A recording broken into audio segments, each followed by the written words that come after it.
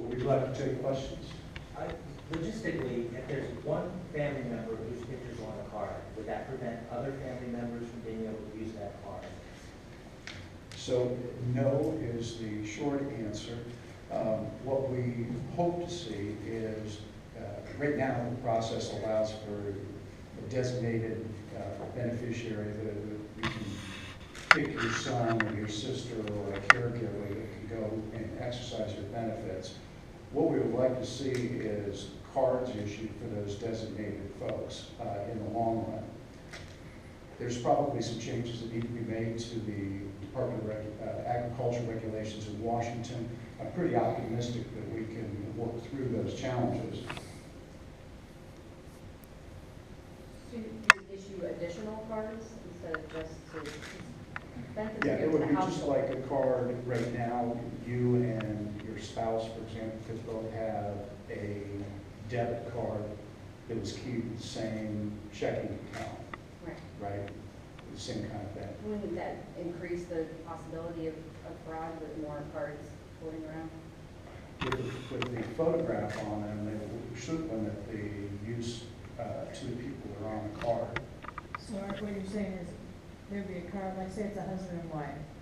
There'd be one card with the husband's photograph on it, one card with the wife's photograph on it, keyed to the same account. That's where I'd like to get to. As I said, there's federal regulations that I think need some modification to get there. But currently, is there just one card per household? Yes. Okay. And whose photograph should be on the card, would be on the card under the bill? Well, it would be the beneficiary. Remember that under the current system, the current regulations, that you can't deny the purchase of the goods because it doesn't match the photograph. However, that could be the basis for an inquiry to OTJFS to say whether. What happens if you're the checkout person and someone comes through the line and gives you a card and it's not their picture on the card? What are they obligated to do? They're obligated to do, right now, under the current regulations, they're obligated to do nothing. Would that change under the bill? This bill would not change that, is my understanding. Yeah, this does not change that. What it allows is, there'll be a phone number on the back. So we're not going to punish the cashier or the store owner with this. What we're going to do is put a phone number on the back, and the cashier checks, looks at it, this clearly isn't this person. They're going to do that. They're going to call and say, hey, I think someone just fraudulently purchased, perhaps, at least it wasn't the person on the card. And they'll have an opportunity then for that to follow up and find out what happened with that card and why. So I'm currently under the bill. Okay, thank you. And in Maine, where they're doing this, but there's an opt-in provision, what they're finding is the cards with the photographs are not showing up in the drug busts. In other words, it is serving as a deterrent to the trafficking. Are not showing up. Are not showing up. Are not showing up. So are retailers going to be required under this bill to check the cards for a photo ID? I know I went to the store last night and no one checked my credit card, even that my name is on it. There's no duty to check. Again, the purpose of this is not to penalize retailers, Walmart or Kroger's or whoever. The purpose is to try to create some degree of deterrent to people who are trafficking them. And the pictures are about, how will the pictures be obtained? Are they already within the file system of USDA and the like, or will people have to go to their county offices to get the pictures done? So right now, for example, again, in Maine, some of the other states, I believe Massachusetts is, they use a DMV or state ID photos that's already on file. And in fact, in Maine, all you have to do is opt in is to send a form back, so you don't even have to talk to anybody. The bill has 4 exemptions to for hardship cases. For example, people over 60, victims of domestic violence, people who have religious objections, and disabled folks not have to have a photograph on because there may be a barrier to them being able to do that. Back in October 2015, and then your office just this past year, we looked into how many people had large balances on their cards. Sometimes people, $10,000, $20,000.